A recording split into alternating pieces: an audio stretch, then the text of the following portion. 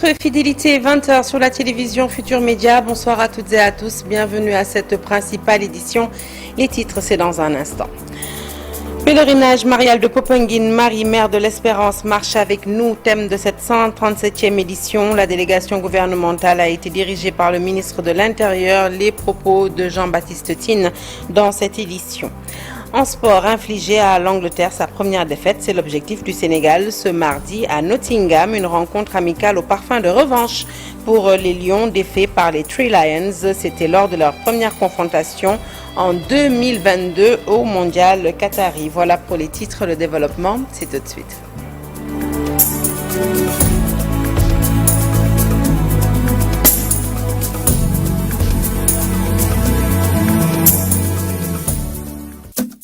Bonsoir à toutes et à tous, bienvenue à cette édition, une édition que nous ouvrons tout de suite avec la 137e édition du pèlerinage marial de Popenguine, placée sous le thème Marie, mère de l'Espérance, marche avec nous.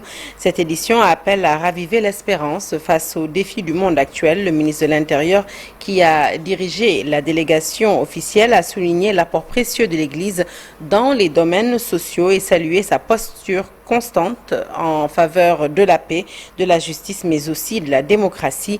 Les propos de Jean-Baptiste Tine au micro de Daniel Diouf. Le thème retenu cette année, Marie, mère de l'Espérance, marche avec nous, est porteur d'un message puissant. Il nous interpelle sur notre responsabilité individuelle et collective à maintenir l'espérance vivante dans un monde en mutation. Le pèlerinage national de Popenguine demeure un creuset du vivre ensemble, du dialogue interreligieux et de la paix. Il est sans conteste une source d'inspiration pour bâtir notre nation, une nation forte et unie, ancrée dans des valeurs de tolérance et d'harmonie. Je saisis cette occasion pour saluer l'engagement constant de l'Église dans l'effort de développement de notre pays. Éducation, santé, encadrement de la jeunesse, appui aux femmes et aux personnes vulnérables. Sa contribution est essentielle et hautement appréciée par la République. Par ailleurs, l'édition 2025 du pèlerinage intervient au lendemain des Journées nationales du dialogue sur le système politique. À cet égard, il convient de saluer la posture sage, constructive et constante de l'Église, toujours en faveur de la justice, de la paix et de la démocratie. Dès lors, il nous appartient de poursuivre cette dynamique de stabilité par la prière et l'engagement citoyen. C'est dans cette logique que s'inscrit également l'appel du président de la République à la mise en œuvre du concept Djoub Djoubel Djoubanti pour un Sénégal uni, souverain, juste et prospère. En réponse à cette vision, je réitère l'engagement ferme du gouvernement à achever dans les meilleurs délais les travaux de rénovation, d'extension et de modernisation du sanctuaire marial de Popenguine. Et à la suite du ministre de l'Intérieur, l'archevêque de Dakar a lancé un large appel aux forces vives de la nation. L'objectif, raviver l'espérance et bâtir un pacte de paix, d'unité, mais aussi de réconciliation. L'archevêque a insisté sur cette paix, affirmée comme une exigence fondée sur les droits humains. Son Excellence, Monseigneur André Gueye, que nous écoutons toujours au micro de Daniel Diouf. Il nous faut, chefs religieux et régulateurs sociaux, hommes politiques de tous bords, acteurs de la société civile, patronat, organisations de jeunes et de femmes, syndicalistes et leaders d'opinion, il nous faut susciter l'espérance, pour ne pas dire ressusciter l'espérance. Sceller un pacte d'unité, de réconciliation et de paix pour bâtir le Sénégal de nos rêves. Et dans cette aventure heureuse de construction de notre pays, sur des bases solides et justes, l'Église, vous l'avez dit, monsieur le ministre, sera toujours au rendez-vous, puisqu'elle est experte en humanité, selon la belle formule du pape Paul VI, car elle reste solidaire des joies et des peines des hommes et femmes de notre temps. Oui, la paix, voilà notre espérance. Une paix durable et juste, fondée sur le respect des droits fondamentaux humains. La paix dans notre pays, comme partout dans le monde, ne peut être obtenue par des moyens qui la contredisent. La paix, affirmé le pape Saint Paul VI en 1979, la paix, disait-il, s'affirme seulement avec la paix. Notre pays est fier de préserver le précieux héritage de la cohésion, gage de la paix sociale, gage de paix sociale, qui est aussi l'héritage d'une laïcité positive abreuvée aux sources d'une société sénégalaise naturellement intégrée, où la diversité confessionnelle est vue non pas comme une menace potentielle, mais comme une richesse réelle qui appelle et anoblit la liberté de culte et de conscience. Monsieur le ministre, nous tenons à cette laïcité, non pas parce que nous serions inquiétés dans notre pratique religieuse, non, mais parce que fondamentalement, la laïcité fait l'identité singulière de notre jeune démocratie. Nous restons dans la cité sainte Popenguine qui a donc vibré au rythme de la sainteté. Les fidèles ont assisté avec ferveur à la messe de Pentecôte présidée par l'évêque de Nouakchott, Monseigneur Victor Ndione, avec un thème qui revêt une importance fondamentale pour la vie en communauté des disciples de Jésus. Le thème de cette 137e édition mariale de cette 137e édition du pèlerinage marial de Popenguine et Marie, mère, marche avec nous. L'évêque a invité les autorités politiques et religieuses à être aux avant-postes en agissant pour le bien commun. Le compte rendu est signé à Bilfay. Au lieu de ferveur et de spiritualité, a de nouveau vibré au rythme de la sainteté à l'occasion de la messe de Pentecôte.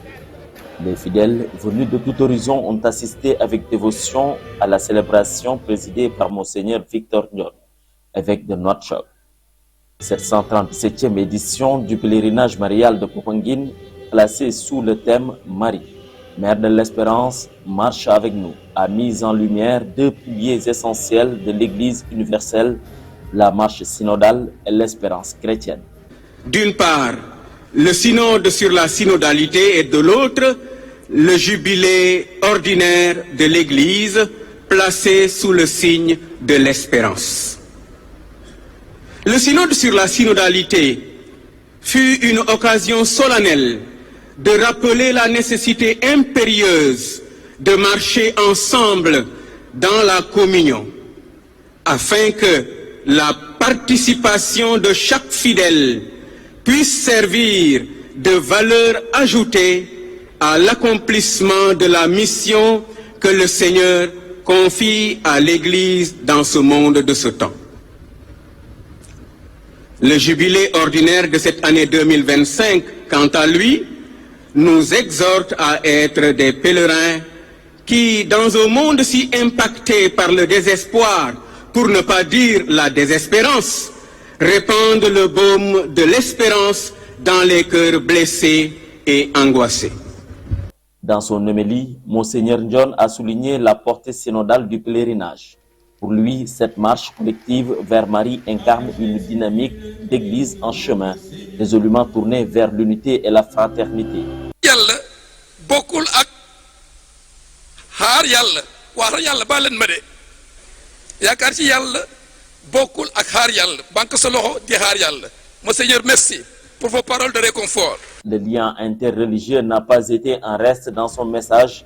L'évêque de Nouakchott a exhorté à préserver et renforcer la proximité entre musulmans et chrétiens, un acquis précieux qu'il convient de chérir dans le contexte sénégalais marqué par le dialogue et la coexistence pacifique. Wa ruhbanan wa innahum la yastakbiruna. Alors, ne laissons personne ni rien perturber cette précieuse proximité et cette amitié fructueuse. Monseigneur Ndione a également lancé un appel aux dirigeants politiques et religieux. Il les a invités à occuper les premiers rangs dans la construction du bien commun en mettant en avant les valeurs de justice. Toutefois, les leaders politiques et religieux, vu leur place et leur impact dans la société, devraient être aux avant-postes, agissant en faveur du bien commun.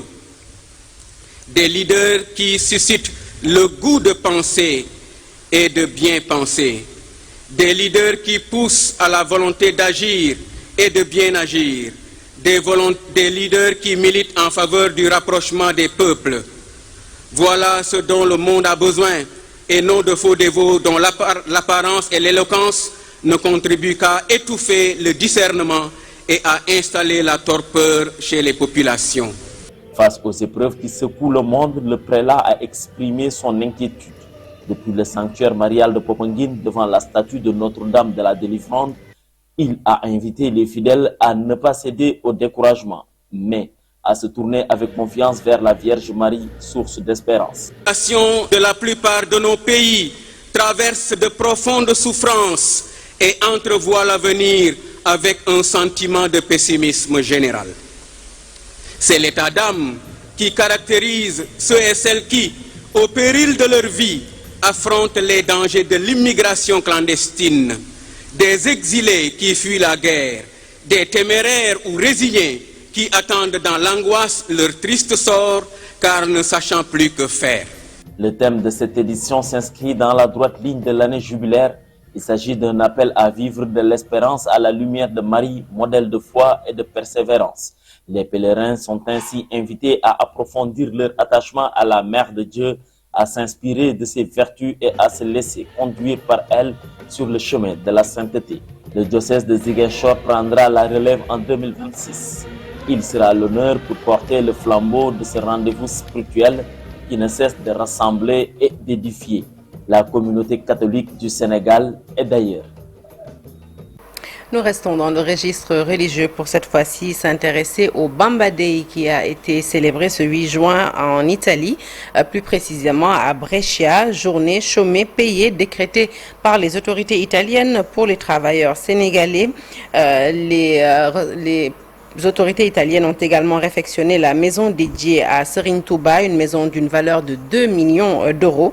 Un acte salué par Serigne Mamor Mbacké qui a été reçu par les édiles de la ville, mais aussi les autorités religieuses, notamment l'église Serigne Mamor Mbacké que nous écoutons au micro de Pape Faraning.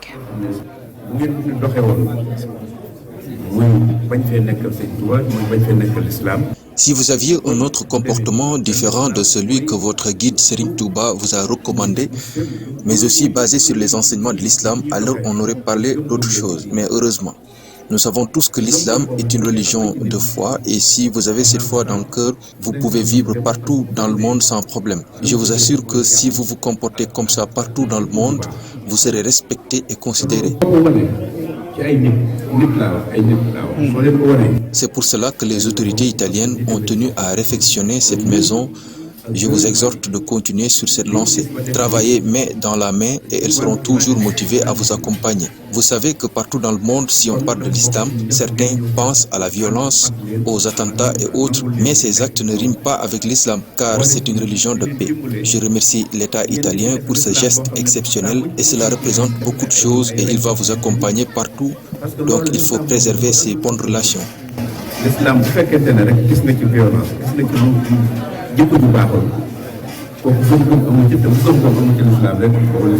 Ndiarao, c'est dans la commune de Keur Sambakane. Sur place, les populations souffrent du coût élevé de l'électricité.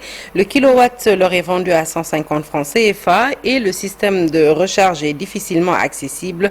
Ces populations du département de Bambey veulent disposer dorénavant d'un éclairage public pour réduire le vol de bétail qui fait des ravages. Le point, c'est avec Babacar Diouf et Nongo Ndiaye. Du village d'Indiarao dans le département de Bambey sont-ils victimes d'une arnaque sur le coût de l'électricité ou d'un mauvais système de facturation? En tout cas, ils en souffrent. C'est une exploitation vraiment très nébuleuse parce que nous ne parvenons même pas à contrôler notre consommation en électricité parce que les compteurs sont au sommet des poteaux. Mais aussi l'électricité est trop chère par rapport aux autres qui sont de Sénélec. Donc, qui mesurent 150 francs de kilowatt. Ce qui est anormal, c'est pourquoi nous sommes présentés pour montrer à la population sénégalaise le village d'Indiarao souffre vraiment. La location de compteur, chaque mois on paye 800 francs. 800 francs chaque mois, on paye 800 francs par compteur. L'électricité coûte cher, pire, le système de recharge est plus que compliqué, dénoncent ses habitants. On parvient à recharger via une boutique. une boutique ou bien une application après Mytos. Et ce n'est pas accessible? Non, ce n'est pas accessible pour tout le monde. C'est pourquoi il demande le départ du délégataire de service.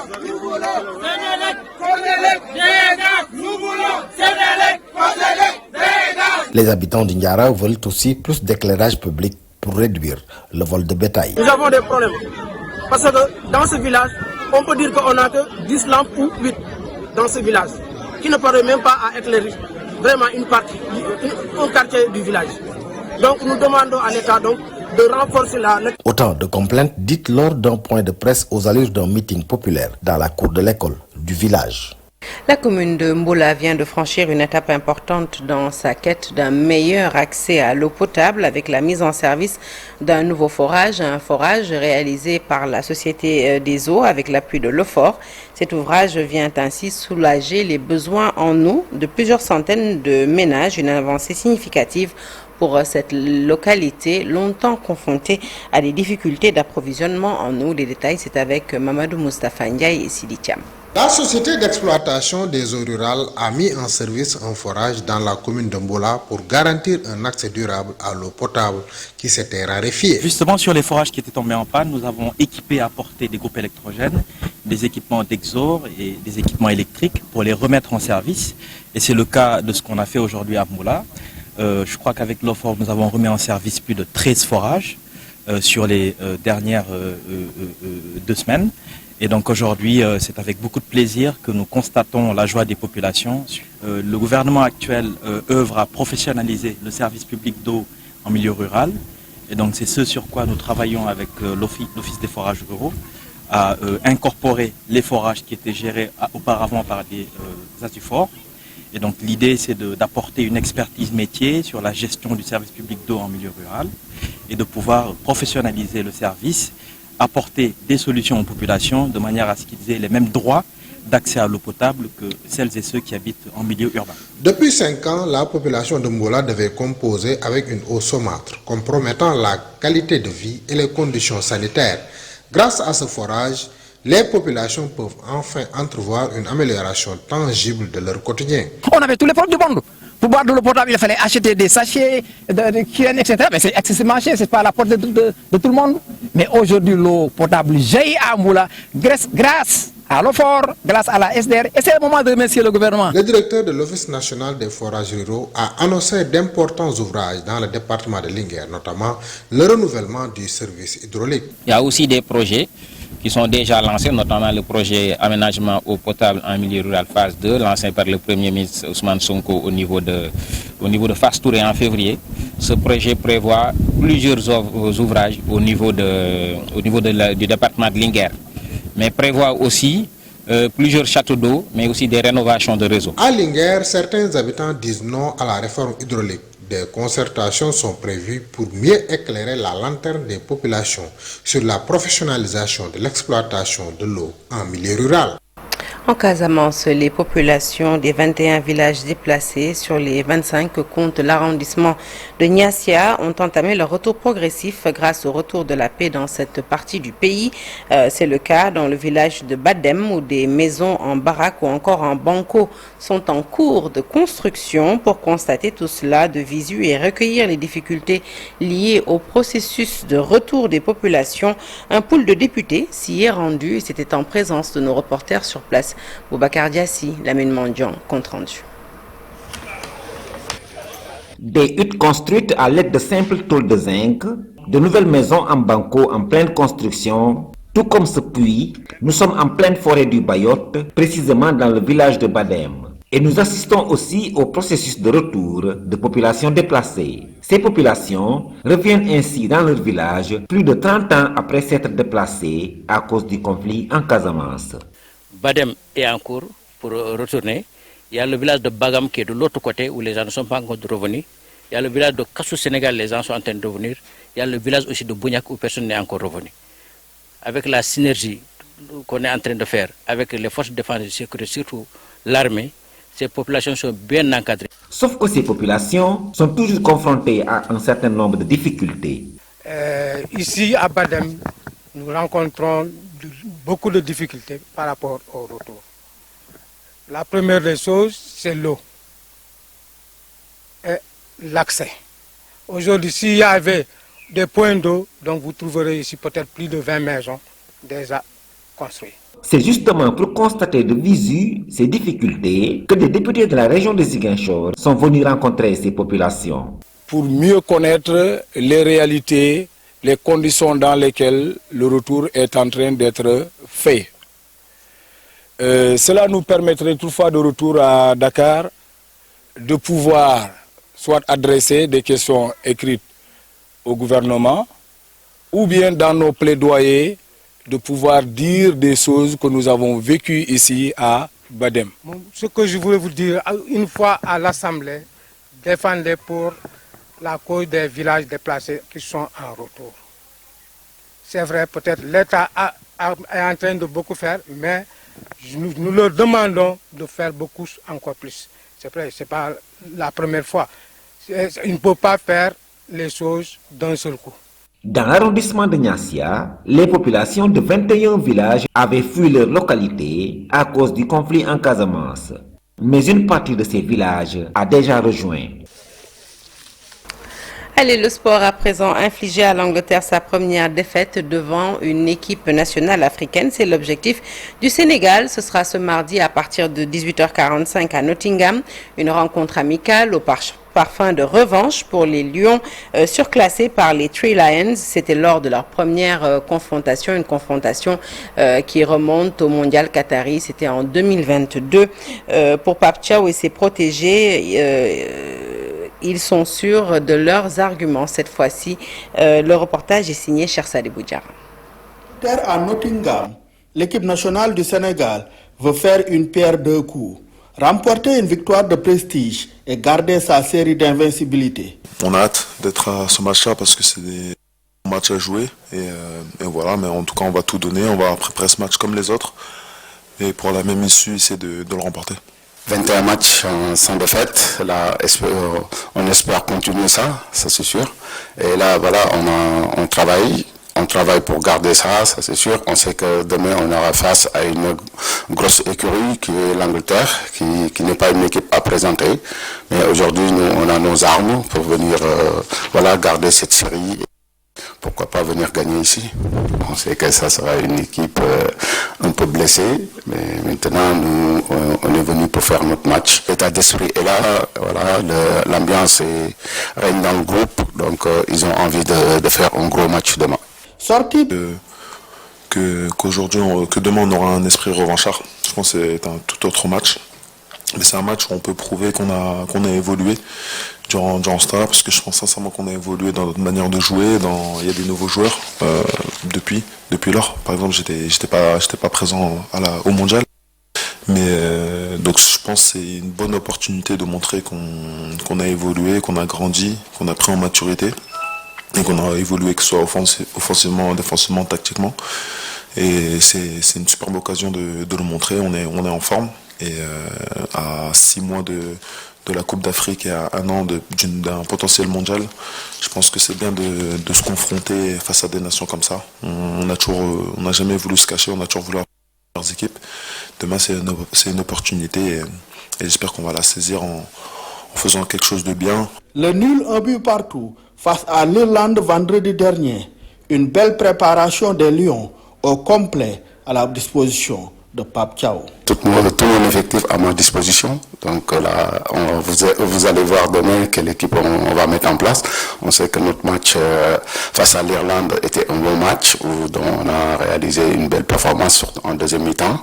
Il y a eu des rectifications à faire, mais donc comme on dit, c'est des matchs amicaux. Donc les matchs amicaux servent à réajuster, à corriger, aussi à essayer. Il ne faut pas se tromper. C'est pas le même contexte.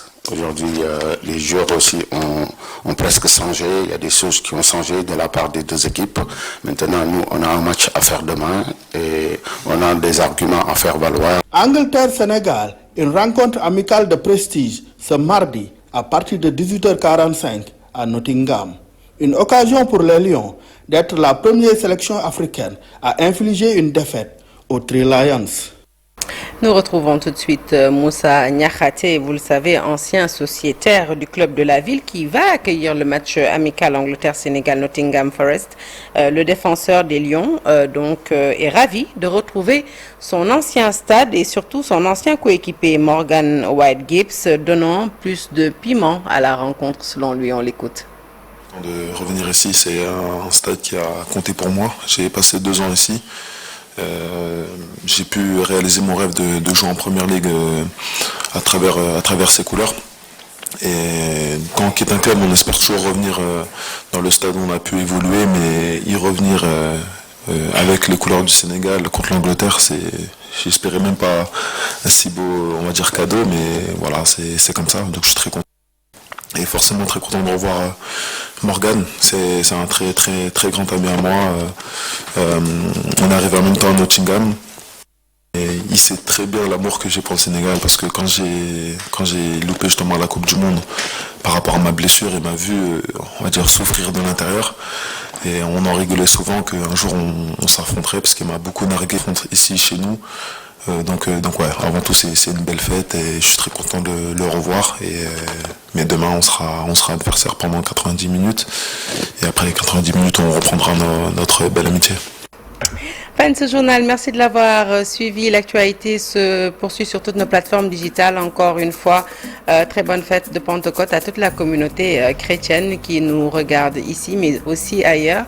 Restez avec nous tout de suite, la deuxième partie de Soir d'Info, et nous parlons de transformation positive.